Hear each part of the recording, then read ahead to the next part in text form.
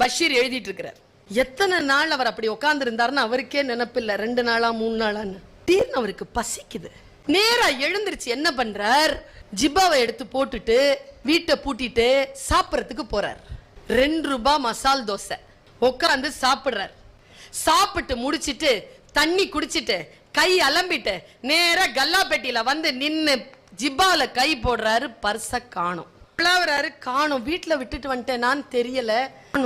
கல்லால உட்கார்ந்து இருக்கிற முதலாளி கிட்ட சொல்றார், அப்பா எடுத்து போட்ட ஞாபகம் இருக்கு, இப்ப பாக்குறேன் இல்ல, நான் சாப்பிட்ட 2 ரூபாய், நான் போய் அந்த காசை கொண்டு வந்துடுறேனே அப்படின்னு இவர் சொல்ல, அந்த கல்லால உட்கார்ந்து இருந்தவன் அவமானமாக ஒரு பார்வையை பார்த்து உறக்க சிரித்து, எத்தனை பேருடா இப்படி கிளம்பி இருக்கீங்கன்னு கேட்கிறான்.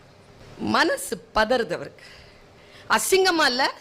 இன்னொருத்தன் உழைப்புல வந்து சாப்பிட்டுட்டு திருடிட்டு சாப்பிட்டுட்டு இப்படி காசு இல்லைன்னு சொல்லிட்டு போற மானம் இல்ல உனக்கு? இப்படி திட்டுறான். உடம்பெல்லாம் பதற, தன் காதில் மட்டும் அது விழவில்லை, அவன் சத்தமாக பேசுகிறான். 45 பேர் சாப்பிட்டு கொண்டிருக்கிறார்கள், எல்லோர் காதுகளிலும் அது விழுகிறங்கிற பதட்டத்துல, சரிப்பா கொஞ்சம்பா, நான் ஏதாவது வேலைன்னா கூட செஞ்சிடறேன்ப்பா, நான் கொடுத்துட்றேன்ப்பா கெஞ்சுறார். அவர் பார்த்தாலே தெரியுதேடா உங்ககிட்ட காசு இல்லைன்னு. அவர் எழுதிக்கிட்டே இருந்தாரா, 3 நாளா எழுதிட்டு இருந்திருக்கிறாரு. முகமெல்லாம் சோகமா இருக்கு. அவர் இன்னும் குளிக்கவும் இல்லை, தூங்கல. அந்த கல்லாப்பெட்டிக்காரன் சொல்றான், சட்டையை கழட்டுடா.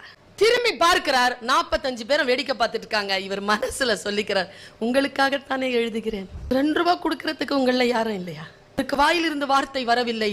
அவர்களை வேடிக்கை பார்த்து விட்டு சட்டையை கழட்டுறார்.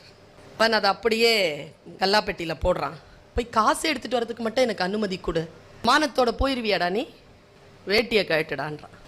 அவர் பதறி கண்ணெல்லாம் கலங்க அந்த வேஷ்டியை அவிழ்க்கிறதுக்காக போய் கையா வைக்கிறார். சார் எங்க இருந்தோ ஒரு குரல், சார் வேஷ்டியெல்லாம் அவுக்காத சார். நேரம் ஒருத்தன் உள்ள என்ட்ரி. என்னயா எவ்வளோயா வேணும் உனக்கு? 2 ரூபா. இந்தாடா ஒரு 2 ரூபா போட்டு, சார் ஜிப்பா போடு சார். ஜிப்பாவை அவனே போட்டு விடுகிறான். வெளியில் கையை அழைத்து கொண்டு வந்து ஒரு இருட்டு பக்கத்தில் நிறுத்தி தன்னுடைய வேஷ்டியின் மேல் பகுதியை அவிழ்த்து அப்படி காட்டுறான். இதுல எது சார் உன்னுடைய கைப்பை? படுத்துக்கோ சார்.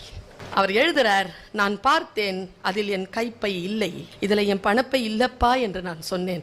அவன் வேஷ்டியை மடித்து கட்டிக்கொண்டு முதுகை தட்டி கொண்டு பத்திரமா வீட்டுக்கு போ சார் அப்படி என்று சொல்லிவிட்டு அவன் இருட்டில் கரைந்தான். நான் அவனையே பார்த்து கொண்டிருந்தேன். ஏதோ மறந்து விட்டேனே. என் மானத்தை காப்பாற்றி அவன் பெயரை நான் கேட்டிருக்க வேண்டும். நான் எழுத்தாளன் இல்லையா? பெயரை நான் பதிவு செய்ய வேண்டுமே. ஐயோ, அவன் போனால் என்ன, அவனுக்கு 2 பெயர்கள் தான் இருந்திருக்க வாய்ப்புண்டு.